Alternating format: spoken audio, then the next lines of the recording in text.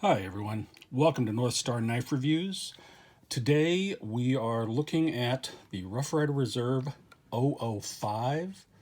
This just arrived in the mail a few minutes ago.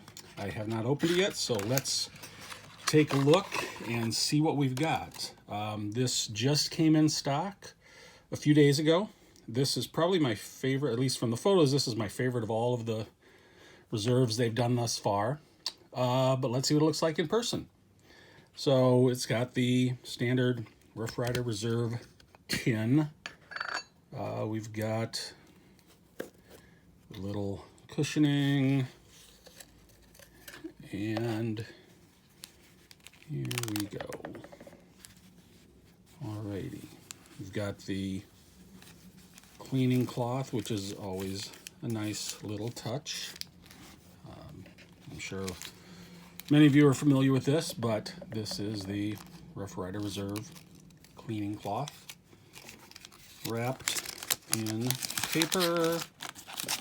Let's see what this looks like. Alrighty. This is the Rough Ryder RRR005. Looks like there's a little bit of gapping right here. That's kind of disappointing. This is based on a muskrat. It's called the hamster. Well, that blade is substantially off center. That one appears to be fairly well on center. I've got the stainless steel bolsters, the micarta handles, the stainless or micarta covers, the nickel silver shield, which is nice, the brass liners. Take a look.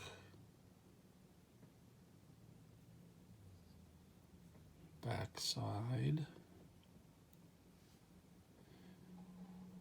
Yeah, that is definitely off center. Certainly more than I would like to see in a knife that's, up there in price, at least for a Rough Ryder. Well, let's take a look at the blade. This is the secondary blade. You can see the RRR. It is a Wharncliffe blade. Nothing on this side. There are half stops. The blade length on this is about a little over 2 3/4 inches. Cutting edge of about 2.5 inches. A swedge on top. Feels fairly sharp. The match strike nail nick. Walk and talk seems pretty good. Alright, the main blade, the RRR, the Rough Ryder Reserve. And you can see the RRR005, D2 steel, made in China.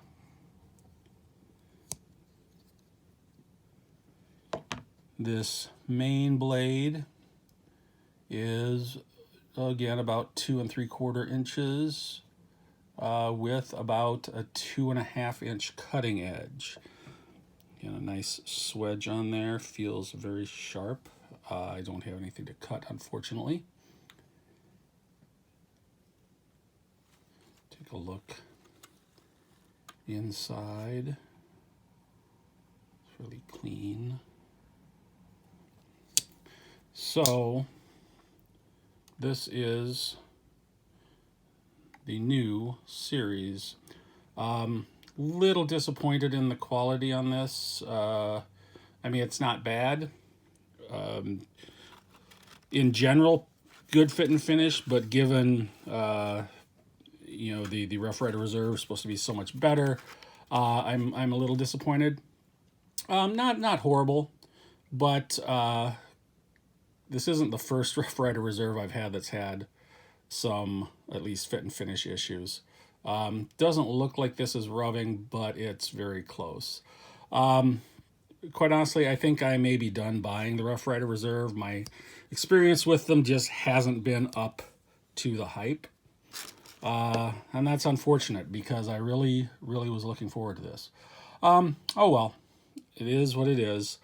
Thanks for watching. Hope you found this interesting. Have a good day. I will catch you next time.